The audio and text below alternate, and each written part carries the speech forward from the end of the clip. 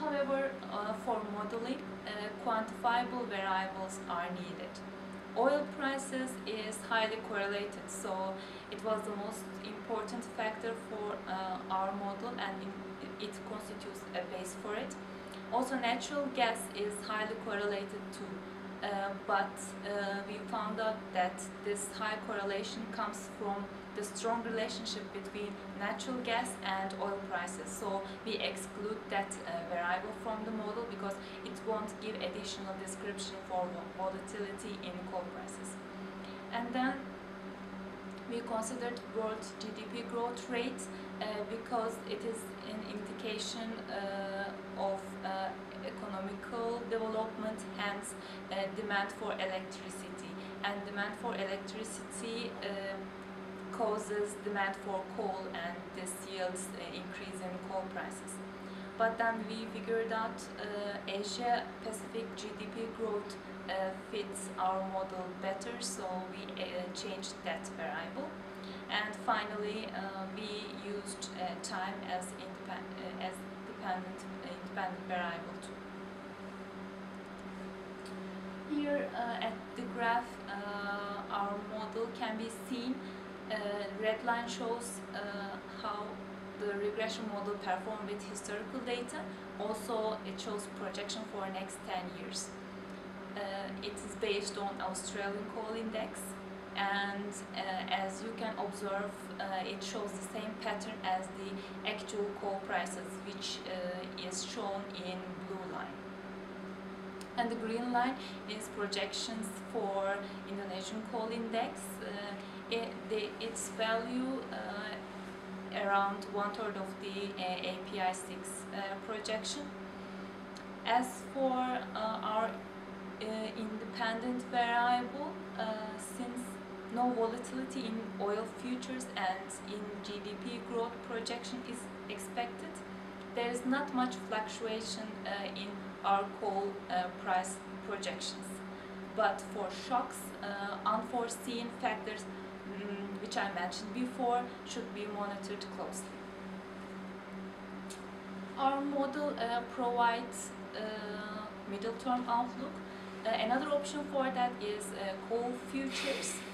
They show, as you can see, slight increase through 2015, but we should bear in mind that as time interval increases, the accuracy of this future coal prices will decrease. For long-term projections, we saw that European Union also concludes similar trend at their reports. Energy Trends to 2030 report, they said that compared to oil and gas volatility, coal is expected to remain more stable. And same consistency is present at US Energy Information Administration Energy Outlook report. Differently, they emphasize that the most important factor is coal cost, and this coal cost can cause dramatical changes in future. Now, Robin will explain more about risks. Thank you, Burju. Now, if we look at risk in running the power plant, it can be segmented into two categories. So there is input side risk and there is output side risk. So input side risk could be coal availability and coal price volatility. On the output side, there is a risk of power price and customer availability. So coal availability is something like if we are not getting coal, we have to shut the power plant. And coal price volatility is if the price of coal is so high that we cannot sell the coal, then there's risk again. On the other hand, customer availability is something if we don't have customer to sell the coal, then also we have to shut the power plant. So ZEC is ensuring the coal availability by exploring the foreign markets, and for customer availability they are entering into PPA contracts with the government. However, there are two risks still need to be addressed. Otherwise, our production cash inflow will go like this, and our in cash flow will go like this, and company can go bust because of lack of liquidity. So there's a need to create a link between the inflow and outflow. So to understand the link, we first try to understand what is the PPA terms. So PPA asks from the developer to give a schedule of the price for the 25 years, and then those prices are discounted to get the bid value. So developer can provide the price of power either by giving a fixed schedule for 25 years or life of the project, or developer can give a base price, and that price is escalated by using a fixed rate approved by the CERC based on terms and conditions of developer. And these two options vary from different request to proposal, which invite PPA bids from the government. So based on this, we come out for the recommendations for the company for the contracts and the way they should trade. So if the RFP requirement says that the developer has to give a fixed price schedule for the life of the project, then company should either go for fixed price contract with a foreign supplier with an escalation, and that escalation should be linked to the PPA escalation rate estimated.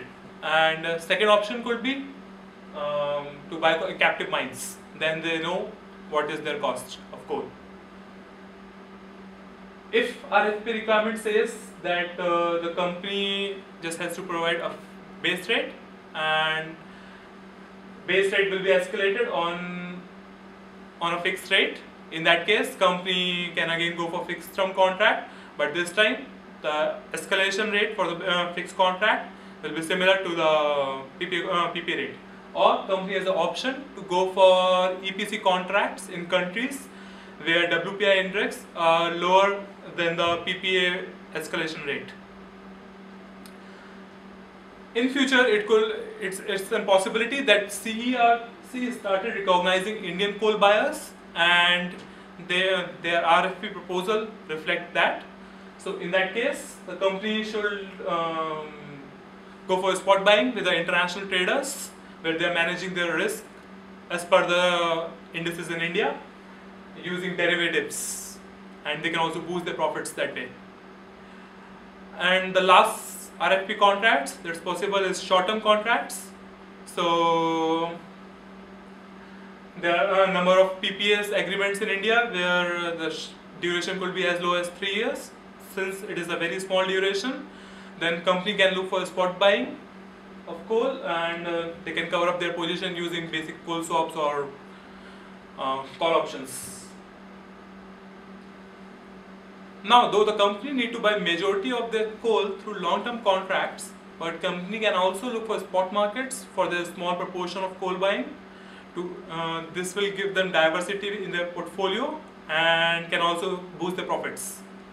So there are a number of tools available in the market right now. This could be basic coal swaps, coal options, put option, or straddle options. For example, company can use it like if it predicts, if it can see that coal market is rising, company can use basic coal swap or call option to ensure their risk, or they can sell a put option to a trader to gain additional revenue from the trader, as the trader will not exercise their options in the rising market. Thank you. Now we move to recommendations. The first recommendation is Zubair Engineering Company should source most of its coal from Indonesia, and in order to avoid risk of non-performance, it should explore the opportunity to import coal from South Africa and Australia as contingency markets in near future. Zubair Engineering Company should explore possibilities in gaining coal supply contracts from the companies which are going through the first mover advantage in Mozambique coal market. Mozambique coal market is expected to go through a coal exploitation boom in near future. The freight cost of coal transportation is not the major part of the cost, and as we have described in one of the slides earlier, that the cost of shipping is only 12% of the total cost of coal. So this should not be the factor in deciding the distance of the country from where the coal should be transported from, or coal should be bought from in future. The major producers in each country are the best sources for, or let's say the safest sources for Zubair Engineering Company to buy coal from, simply for their already existing infrastructure and the consistency of supply. So for the same reasons, two companies in Indonesia are Adaro and Kideco. Most suitable coal trade method depends strictly on PPA contracts. So in future, the company should make alternative mitigation of the risk, depends on strategy of the PPA. And for example, the escalation price related with PPA varies from every specific PPA raised by an Indian government. So future strategy has to depend on PPA. So the next steps for Zubair Engineering Company are divided into 3 phases, in which short term and medium term consist of 5 years, next 5 years, and beyond that is long term. So for short term, Zubair Engineering Company should focus on plant location, finding out where they should locate their power plant, and decide which type of PPA they should go for, which state or center they want to go for, and what are the terms of PPA, and strategize accordingly, according to the terms of PPA. For example, the escalation price, escalation clause in the PPA, and it should make contacts with the coal suppliers and collect quotations, including the coal suppliers. We have the list of coal suppliers we have provided in the report, final report, and use all this information to build complete feasibility plan and bid for the project. In medium terms, the company should focus on the construction of power plant. Then, for the reasons described earlier, should review the growth in Indonesian export, evaluate sourcing alternatives from Mozambique, evaluate blending opportunities. Blending opportunities of coal depends on a lot of variables, including the energy, the chemical properties. So all these to be considered. Then negotiate with the coal contractors, existing coal contractors and the future probable coal contractors.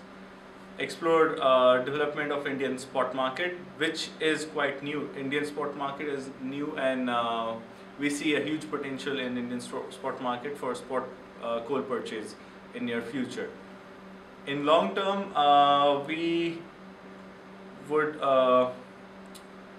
say Zubair Engineering Company should focus on evaluating alternatives for the vertical integration. By vertical integration, we mean investing in the various components of the supply chain we are recommending, which includes the infrastructure, shipping and coal mining. With this, we conclude our presentation. I would like to thank you on behalf of my team for watching this presentation. I hope it helped. And with this, we move to question answer round. Thank you.